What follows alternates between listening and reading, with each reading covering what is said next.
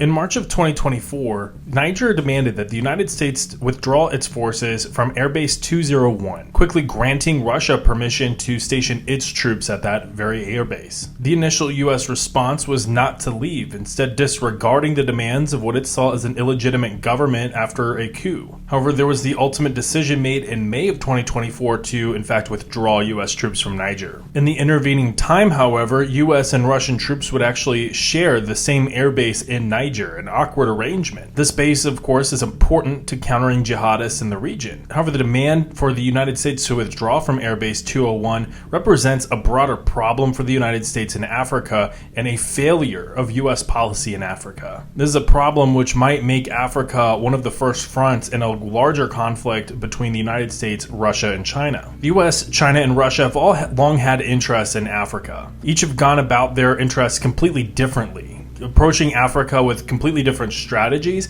and we've seen different results from each of them. And they've all competed against each other on the continent at one time or another. The last few decades have seen closer relations between Russia and China. However, even on Africa, their close relationship doesn't necessarily manifest in cooperation.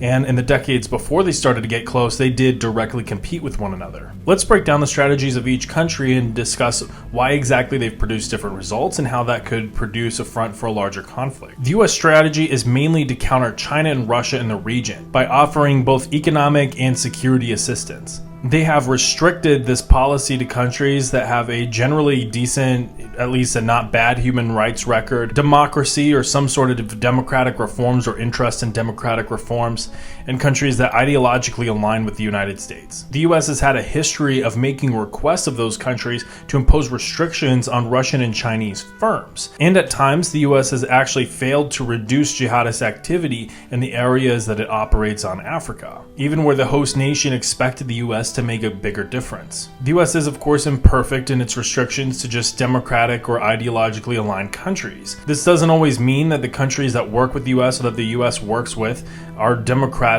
As in the case of Niger, the political repression was in fact pretty significant. Decolonization and resentment for European powers does often breed some resentment of the United States as well, as the United States has often followed countries like France and their footprint in Africa. Coups and internal upheaval have also posed dramatic challenges for the United States, as the government that they're talking to today may not necessarily be the same government that they'll be talking to tomorrow. And these issues compound the more the U.S. demands different concessions from the host nation. For instance, internal political instability means that the government may not be able to actually enforce or cooperate with the United States or give the U.S. what it wants, and human rights records might actually become incredibly bad during periods of upheaval and rebellion. These combined with actual shortcomings on assistance and a general unwillingness to actually block out Chinese and Russian firms mean that countries like Niger, who have hosted the United States, might actually want to break their partnership with the United States in favor of Russia or China. Now, why is it that Russia and China have been so effective in Africa? Well, looking at their strategies, it might just be that their policies towards Africa might be more robust than the United States. They have more attention to provide to Africa than the United States might. Whereas the United States is attempting to balance different interests all over the world,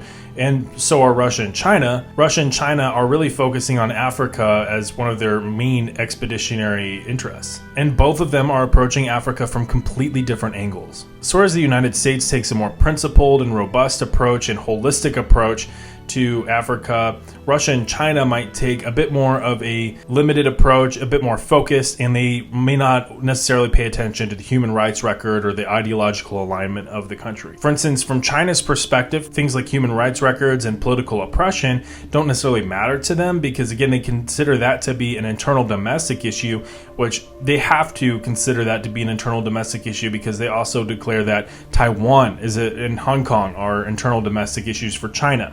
So they're really just trying to keep this consistent tone and message across their policy. China also places a heavy emphasis on economic and infrastructural development in their policy towards Africa. Meanwhile, Russia largely emphasizes opportunism and security as the key deliverables for their policy with Africa. So if the U.S. policy in Africa can best be summarized with the phrase, "I can fix her, but it'll be in my way," then China's strategy will be, I can fix her, but with economic development. To accomplish this, China largely works with the Belt and Road Initiative. Of course, by this point, you probably are aware with what this is, and it's very well known globally by this point. It's not a new initiative. This basically allows China to finance economic and infrastructural development projects across the world in exchange for economic access for Chinese companies to compete in whatever market that country has. This has become incredibly robust. In 2000, Chinese investment in Africa was about $10 billion.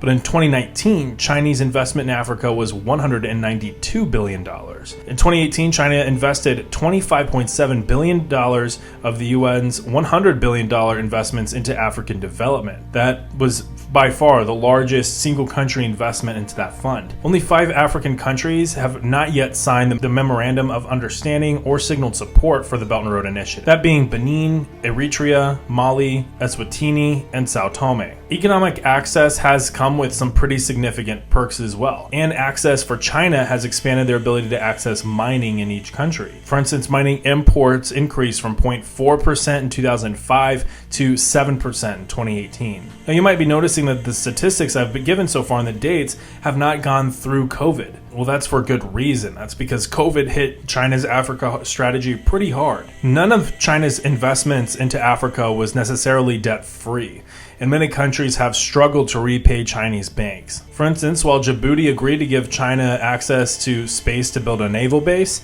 they are not likely to repay their debts to China because they're through private Chinese banks. And yes, Chinese banks operate a little bit differently to Western banks, that in the way that really the government can at any point just kind of say like, hey, forgive that debt and it'll be done.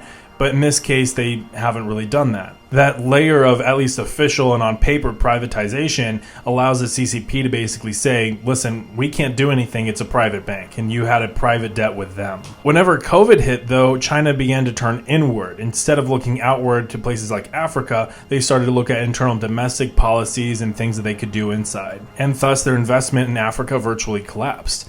However, in 2023, they did rebound by about 114% in their investment, but they are still far away from their pre-COVID highs. Distrust over loan repayment is going to pose a significant challenge for China's strategy in the long term in Africa unless changes are made in their approach. Now that takes us to Russia. If China's strategy in Africa can be summarized with I can fix her through economic development, then Russia's strategy can be summarized in I can fix her but with guns, which is just such a Russian thing. Their economic investment has been tiny. In fact, they have the smallest economic investment footprint in Africa between Russia, China, and the United States. Driver in their Africa strategy has instead been through security agreements and really just general opportunism, taking opportunities where they might pop up without necessarily a cohesive or long-term strategy for generating opportunities. And the main implementers for these kinds of opportunities will be private military companies like Wagner. Even after the coup, Wagner continues to play a significant role in their Africa strategy in countries like the Central African Republic and Sudan. Before the war in Ukraine, Russian arms sales to Africa absolutely dwarfed the competition. Angola, Algeria, and Egypt were some of Moscow's largest security partners on the continent. Exports of Russian wheat and agricultural products also played a significant role in Russia's strategy. But their security agreements with companies like Wagner allowed Russia to gain access and secure that access to several different mining sites all around the continent. And in exchange for security, Russia gets a cut of some of what's produced. And this is how Russia has become a leading player on the continent through the export of things like platinum, gold, and diamonds. Russia, too, just like China, has also been willing to work with countries that don't necessarily have a stellar human rights record. For instance, Central African Republic and Sudan are just a couple of countries that don't have good human rights records that Russia works incredibly heavily with. And this has helped decrease the pressure on different countries that work with Russia. They don't have these kinds of political demands being made out of them to have these kinds of large reforms that might actually challenge the ability of, the incumbent leader to maintain their position on power. They're really able to just continue the status quo and bolster their position in power through Russian arms and Russian security agreements in exchange for some rare earth elements. And this quickly becomes a win-win for both them and Russia when factoring in the invasion of Ukraine. Western sanctions on Russia severely impacted its ability to import Western goods and technology. It has not, however, at least it appears, impacted its ability to export agricultural goods to Africa. And this is really a good thing for humanity because this is helping a lot of people not starve to death. But at the same time, it is keeping the Russian economy afloat, at least more so than had its economy been fully isolated as intended. There is an incentive for African countries to not meet American demands to cut ties with Russia and instead to continue to import Russian agricultural products because, again, it feeds their people. There's also an incentive not to work with the Chinese because their investments might laden you with a lot of debt that you may not be able to repay. So instead, you can just import Russian agricultural goods who will give you also some security agreements, and in exchange, you just provide some rare earth elements. And as a sweetener, some of the mercenaries that Russia will send will actually help you combat some of the jihadists in the area. For instance, Wagner, which is a known ultranationalist PMC in Russia, has actually made significant progress in the hunt for Joseph Kony. And that just has to make everything more complicated. At this moment in 2024, it appears that Russia's Africa strategy is bearing the most fruit, although there is some political desperation involved in both sides. Prior to the war in Ukraine, Russia would occasionally throw in a sweetener to their agreements with arms sales to different countries. However, while the war in Ukraine is in its third year and Russian equipment is quickly becoming more and more rare, they're having to cut back on arms sales because they need that equipment for Ukraine. And therefore, they're losing a key tool in their toolbox for getting influence and getting agreements in Africa. This, of course, could be dangerous for their negotiating position, especially in cases like directly with China. I know that this isn't necessarily on Africa, but where they might be having to sell energy to China for pennies on the dollar.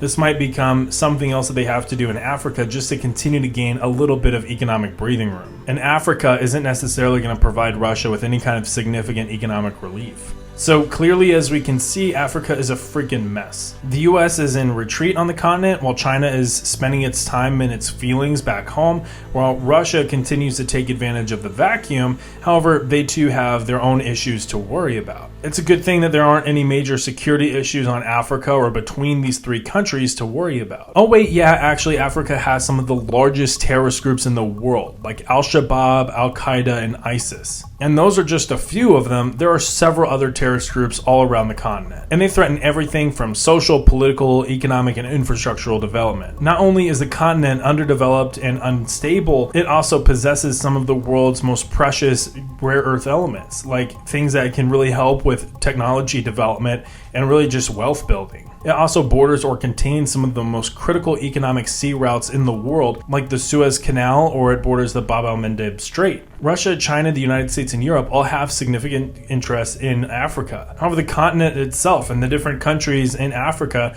have an interest in playing these countries off of each other to get the best deal for themselves. Oh, and it's not all about economic and infrastructural development. I mean, as I've mentioned with Russia, military development plays a huge role. These countries have beefs with each other, and some of these beefs could easily pit the United States, China, and Russia in proxy wars against each other. Obviously, this is a concern for Russia, but it's also a significant factor for the United States and these partners that help counter ISIS and other extremist groups while keeping an eye on Russia and China. While for China, Africa helps enhance national prestige, and it also helps them keep an eye on both Russia and the United States. Should a war break out between any of these three countries at any time, anywhere in the world, like say over Ukraine or over Taiwan or anywhere else, Africa is certainly going to see some of the fighting as well.